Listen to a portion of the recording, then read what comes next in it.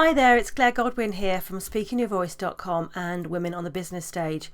I'm sharing with you today a taste of a video by one of our delivery partners, one of the delivery partners at the WOBS Business Training Academy. The delivery partners create exclusive video business training content and blogs for the Academy members. So I hope you enjoy this and I hope it inspires you to come and join us over in the Academy. Bye for now. So the first module in this series, today we're looking at sales is not a dirty word, which somehow it seems that a lot of people think that it is. I know for a lot of people it's the service that you offer is the thing that you put all your focus on, and the sales bit is almost like this nasty, icky, uncomfortable bit that you have to get out of the way in order to do the work that you want to do with people. So the idea of this module today is really just to start exploring your beliefs and attitudes around sales, selling, and also your attitude towards money.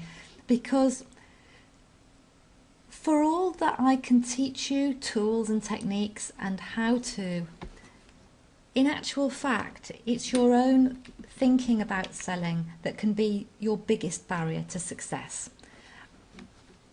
And so with all the no matter what I teach you, if ultimately you just don't feel congruent, you feel that there's just something inherently wrong about the process of selling, you're going to have difficulty in putting what I teach you into practice. So this week is really going to be spent exploring these beliefs and attitudes, how they're holding you back, and looking at ways of dispelling them and alternative ways of looking at things. And I appreciate as well that not all of you on the call, or not all of you who've signed up for this course, have a problem or an issue in this area. I know that some of you have joined this because you're pretty comfortable with the whole sales thing, but you just know that you could do it better. So some of you are here because you want more how-to, more techniques, more tips, more advice. But actually I know that the majority of you probably this inner game, these inner blocks are the things that need to be overcome in order for you to become really successful as the first step. And so what this week is going to be about, it's going to be a lot less about how-to. The how-to is going to come. We're going to get very practical. Straight away next week you'll actually be crafting your message and your captivating introduction while we're here on the call. But for this week it's not going to be so much how-to. It's going to be more of an exploring of ideas and thinking. And what I want from you this week really is, in one module, I can't help you shift all of this in just one module, but what I can aim for is to help you develop an awareness of where your beliefs and thinking might be holding you back, but also perhaps even for you to have a shift in the way that you think about sales and selling, whether that's a shift that happens this evening or whether it's something that happens gradually over the course of the 8 weeks. So I'd love you guys to share with me, any of you who are brave enough to type in the box for me there and let me know what beliefs and attitudes you have about sales or selling that you think could be holding you back in your business.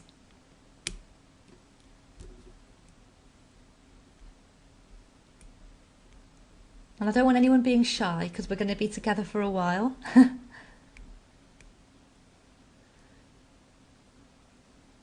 Okay, we've got a mixture of things coming through. Some beliefs that selling is hard. Okay, well we're definitely going to change that belief over the next 8 weeks. Ruth has a belief that her clients can't afford it. Mel's querying who would want to buy her services. Is it really worth that? Questioning whether people really want or need your services. Yes, Suzanne also feels that selling is difficult. Jan is worried that people might not want his products. Okay, and Alicia feels that she doesn't feel entitled to ask for money. Feeling guilty when you try to sell. Doubting the value. Okay, quite a lot of doubting the value of the service coming up, which is interesting.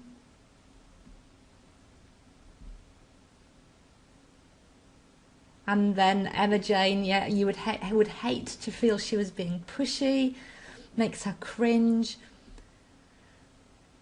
Not wanting to feel that you're manipulating people. Yeah, Elizabeth, amazing point, Elizabeth. Money is tight for you, so you worry about asking for money from other people. Yeah, absolutely. Yeah, how can you stand out from thousands of other competitors?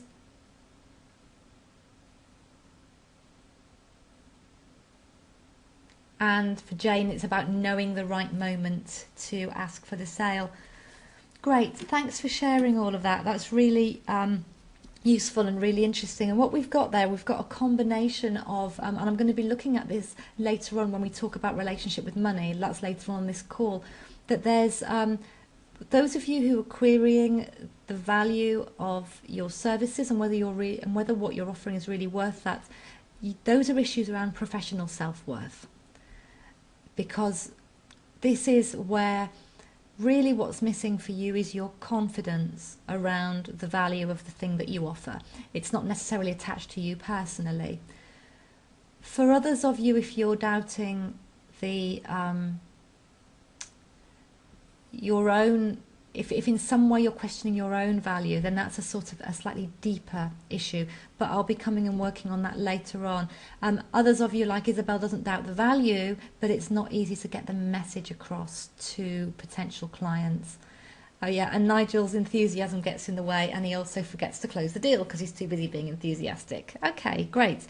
Really good to hear all of that. I've got a list. So it looks like most of you are going to recognise something on this list. The common blocks to success in sales. Number one, a lot of people comment on, is being worried about coming across as pushy. There's fear of rejection, so fear of the client saying no. There's just not being comfortable ultimately with the whole idea of sales or selling. Not knowing what to say or how to be in conversations with potential clients, feeling uncomfortable talking about money, uncomfortable charging money for helping others. I don't know, does anyone feel that about what they do? That you feel that because what you do is a service and because you're able to help people, you feel somehow uncomfortable putting that boundary in place where you charge money for it? Yes, lots of you relating to that one. Okay.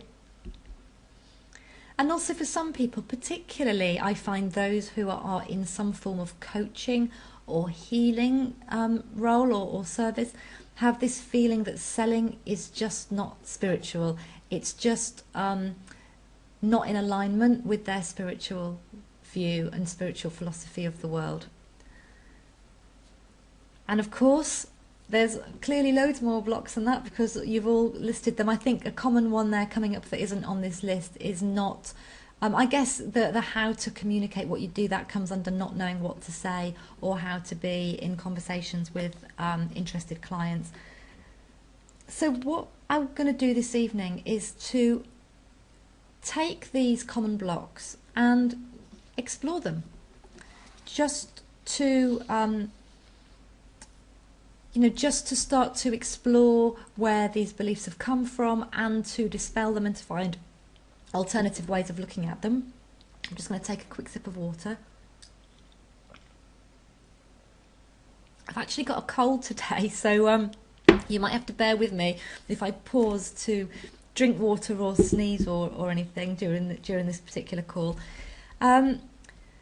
There's also, on the very back page of your worksheet, there's a section there for you to note down any of these beliefs about sales, whether you've got any negative beliefs about sales or selling that you suspect might be holding you back, or if you've got any unhelpful beliefs about money, not just that come up during the course of this call this evening, but that come up during the course of